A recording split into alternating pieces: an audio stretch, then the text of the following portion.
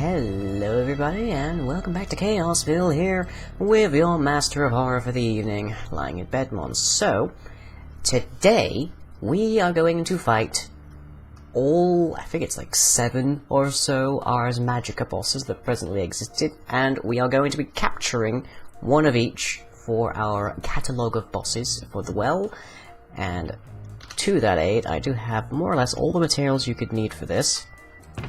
So, here we have all the safari nets and the safari net launcher, because you don't want to get too close to these guys. And then you need 8 redstone inlay, 8 iron inlay, 8 gold inlay, some water buckets, you'll need a lava bucket in the nether. You also need to summon these blue topaz, water essence, arcane essence, air essence, emerald, chimerite, obsidian. You do need 8, you can pick that up, but there's 2 different bosses that require an 8-block circle of obsidian. You also need 6 bookcases, a lectern, and a book, arcane compendium. That is specifically for the arcane guardian. We'll get more to them later. You also need 2 blue topaz and an ice block, which is specifically for the winter guardian. Now, the noted exception here is that there is one boss that does not require any inlays, does not require any sacrificial items, and nothing. That is the Nature Guardian, who is the only Guardian, fun fact, who has more health than the Horned Huntsman, whom we already have on file. You summon him purely by killing Dryads, as you'll see later. But I am going to lay out the summoning areas, and then I am going to get tooled the hell up, and we're going to have some fights. So, catch you when that's happening. Our first boss of the day is the Earth Elemental. To summon this guy, you're going to need 8 obsidian, 1 chiseled stone brick, 8 iron inlay, 4 vintium torches, a piece of chimerite, a blue topaz, and an emerald. You can throw these into the circle in any order. Oh please, come on.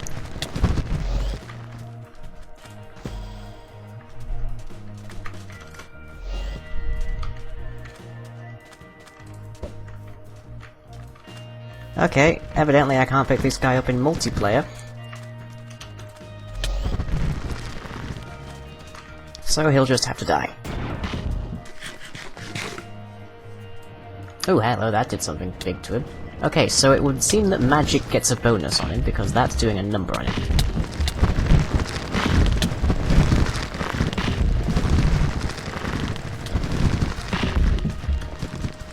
Maybe that's why the Arcane Compendium recommends killing these guys at a certain magic level. Not because they're that powerful, but because magic gets bonuses on them. Which is a bit of a cheat, I would say.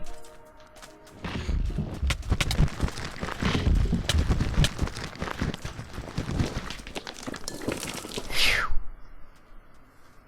Karos! And for whatever reason, I have what condition? Just dropped in, stuck in my head right now. By Kenny Rogers. Why is that in my head? I only know that from the Big Lebowski movie. I still need to watch Big Lebowski. It's worth it. It's difficult to describe a cult film as good, but it's a very memorable movie. We know what kind of yeah, we both know what kind of movies the cult movies are. Usually. Yes. Well, of course there is Evil Dead, which is Evil Dead is not a good movie.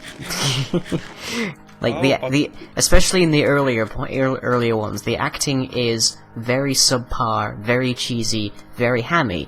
But it's not until the comedy starts to kick in that doesn't matter. Yeah. The original Evil Dead movie was terrible. Oh yes, the second one was better. Yeah, Evil Dead 2, it really starts to get in its own, and Ash becomes a more competent man and all sorts.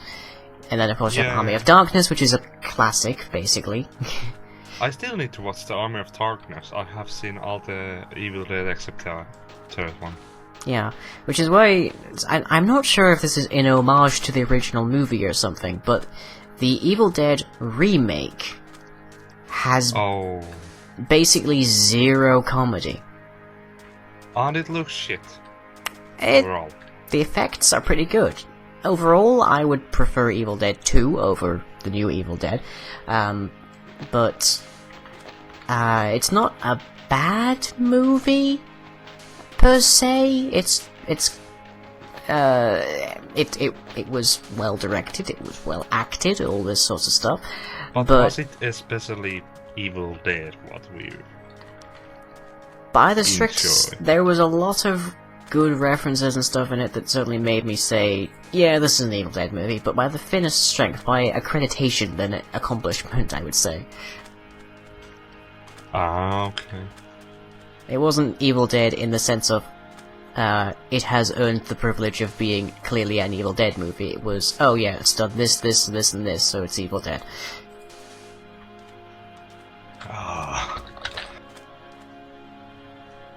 Like, main character wields a chainsaw, the girl that runs off into the woods gets raped, there's tons of gore, there's vomiting blood. Raping. Yes, they did. Intriguingly, it's the main character that gets raped in that fashion, by the trees.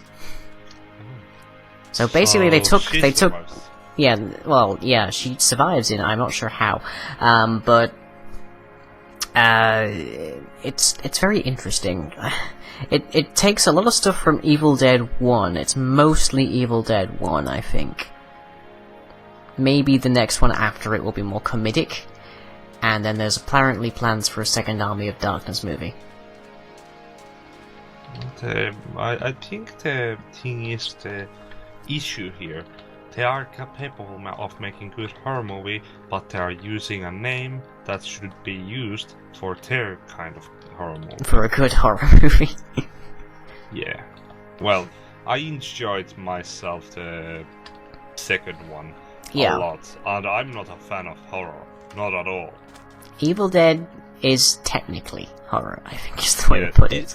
Like, you can be scared. You can be scared by like a lot of things that happen in it. Like, it's very gory. It has a lot of shocks, that kind of stuff. But it's, you go to sweet Henrietta.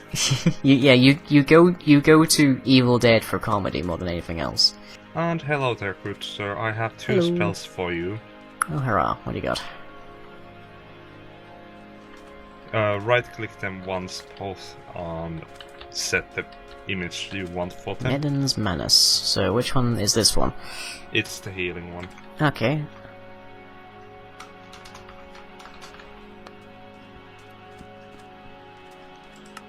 And the other one was in Impetens Magicus. Yes, fiery magic. Okay. I basically just put some English words on the translator and translate them into Latin. Makes them sound neat. Fair enough.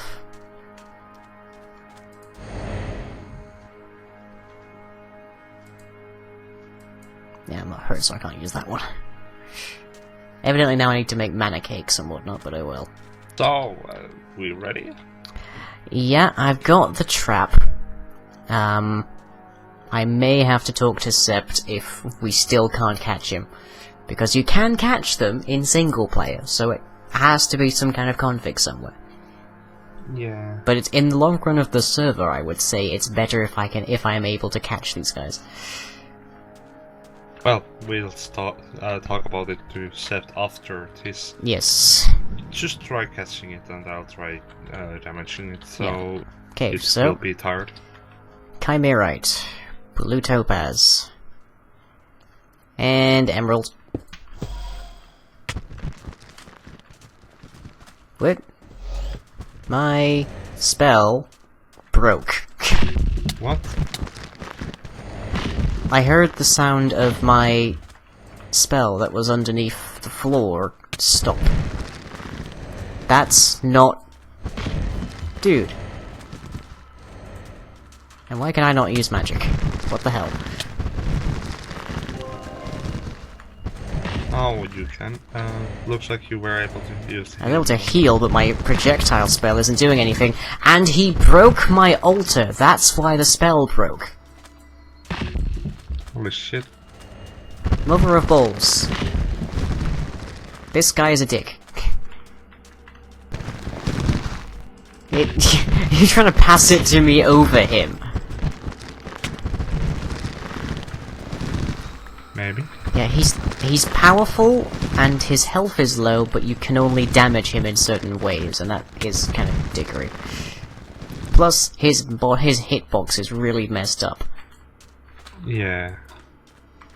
Oh shit. Which doesn't help things. You're on 7, what's he on?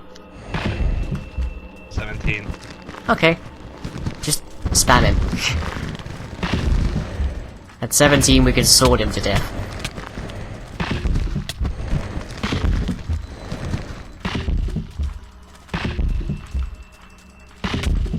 Whoop, sorry. Total accident.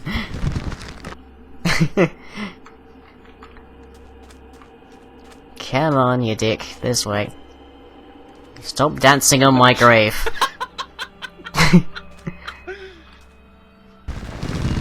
Two. 1. Die, you son of a... There we go. Got him. And apparently I have a new entry unlocked now. I'm not sure what that's about. I guess I should kill it also to get my entry opened.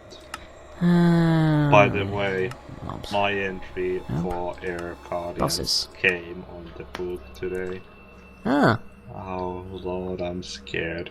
I'm so flipping scared. Will cleave out a large area of the surrounding blocks, so be wise to summon other than your basement. Or in our case, to put the altar a few blocks lower. Also, this includes the full explanation of how to summon him, so the question becomes, how would I know how to summon him except by checking the wiki?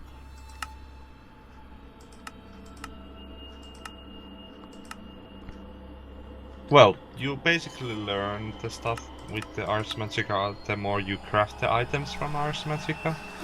Yeah, but where do I pick up the knowledge to summon the Earth Guardian? Yeah. So basically it is a must craft spells before you can go and learn how to make the Guardians. If you don't use Wiki, of course. Yeah, I guess. And he gave me another blue Infinity Orb, but that doesn't quite seem like the colour that the Earth Guardian should be giving me. I think I need to get the Battle Mage outfit for next. It's basically Obsidian armor. Yeah. That should be easy with this then.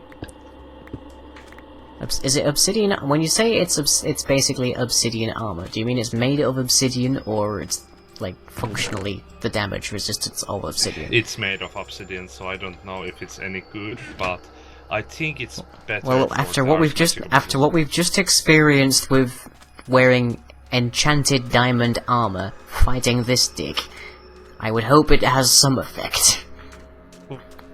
But it's like otherwise. Yeah, but otherwise, like, I like the way that Witchery does things.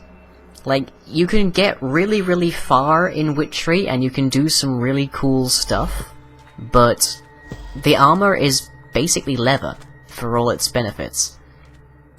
Like, it's not, you can never hear someone claiming that Witchery is overpowered. Dickish, definitely, but not overpowered. Oh yes, it is totally dickish, but not... And the huntsmen, and demons, and all of the Witchery mobs, they have, like, high health, and they're well-coded. But they don't prevent you from, like, using any other method you want to kill them. In fact, Witchery more or less promotes that because it has so few direct damaging effects. By the way, do you need a creeper heart? A creeper heart. That is... Yeah. Let me see, it's used to make the witch's robes, which I already have because they're a brewing component. And they're also used to make the icy slippers, if you can get your hands on golden thread, which I need to go to the spirit world to make. By the way, if you do go to the spirit world, please do invite me with you because I would like to see it. Yes, we can have a sleepover. Yay! Which is an awesome mechanic, by the way. Whenever you go into the spirit world, you leave a sleeping body behind. If you come as a ghost to the world, do you actually see yourself? You can see yourself, and you can wake yourself up. Oh my. And will you basically transfer back to the body? Yeah, basically. You kind of have to kill yourself. Like, if your body in the overworld dies, but for any means, whether it's you by a ghost or anything else, then you will immediately be pulled back through the spirit world to the overworld. So it's entirely like being in a dream. Okay. But what's a really nice little touch is that if you go into the spirit world, you'll occasionally find coven witches that you can't interact with. The implication being, they are also dreaming. See, witchery is well coded. I love it. It's fantastic. Yeah, and it has all these neat little things that you wouldn't actually even dream about. Or in some cases would, but... Well, of course, spirit world. Yeah, but here we have Ars Magica, which everyone wants me to do all the time, which cheats its boss's difficulty way up. Yeah, Ars Magica is fun mod if you think about it as... And if you're quick in making your spells. Yes, I love the spell making on it. It's great spell making, but... I would say I prefer Witchery. It's just that I haven't gotten into Witchery because, well, let's face it. For me, it's easier to get inside of the Ars Magica and understand everything I do, because it has the arcane compendium. Yeah, it has a guidebook, but then Witchery has several guidebooks, all covering specific aspects of the mod. Oh, and I've checked; they update with the mod. I didn't even know that it has a fucking... Well, now you tell it. Well, yeah, if you search witchcraft, you'll see a number of books, and they're really, really cheap to make, and you can just like grab something. Like here is the book on circle magic. Oh, I thought these were some kind of spell books at first. No, it is just a guide. It gives you the basic information you need to do stuff, and it tells you all the stuff you need. And there is one for brews, there is one for, not infusions, but there is one for, the different essences and whatnot. So let me see, witchcraft. Rite of Moving Earth, I remember playing with this. Making the pillars growing out of the ground. I even made a house that's just raised from the ground. Yeah, you told me. Yeah, it was cool until I realized I freaking broke it with a Mistcraft thing. It actually glitched it to the hell. Oh yeah. Also, it can remove bedrock, we found. Yeah, that was the best. That might be something that Witcher wants to fix. I'm not sure. Actually, I want to do that. It's a dickish move ever. Dickish trap. Well, the thing is, with all the mods that we have, you could use a big area, lift the bedrock with the Rite of Move Earth. You could then bridge out with, like, dirt or something into, just, like, over the void, and then make a linking book to that void. Oh, and then you can just teleport, even more, you can just use Witchery and teleport people directly into the void. So all of their things gone. Actually... Like, that is, in theory, something I could do at the bottom of my own well. Oh dear. Because my well goes down to bedrock level. Yeah. What I was actually thinking would be, think about this. We have, like, a massive void hole here. Yeah. Like, massive. Just make one little floating island in the middle, with some bridges to it. And that is a perfect home place. Until a creeper decides to blow up. I don't know about perfect. Well, like you could also have like the drawbridges, so you can have retractable walkways onto it. It's like a evil warlocks. It sounds like it should be some kind of, like, holy site in a Skylands biome of some kind. Oh yes, and then have like a really dark mage tower on the middle, with maybe Siren's Eye style thing. Maybe. Ooh. Well, anyways, I'm going to see if I can cut an hour and a half of footage into a single episode, because apparently this was not going to go nearly as well as I thought it would. Okie dokie. See ya and have fun. Yep, catch you next time. If you enjoyed this video, be sure to leave a like and or a favorite. Follow me on Twitter and subscribe to be notified of future updates. You can also check out the website where most other content is uploaded. That's all for now, catch you later.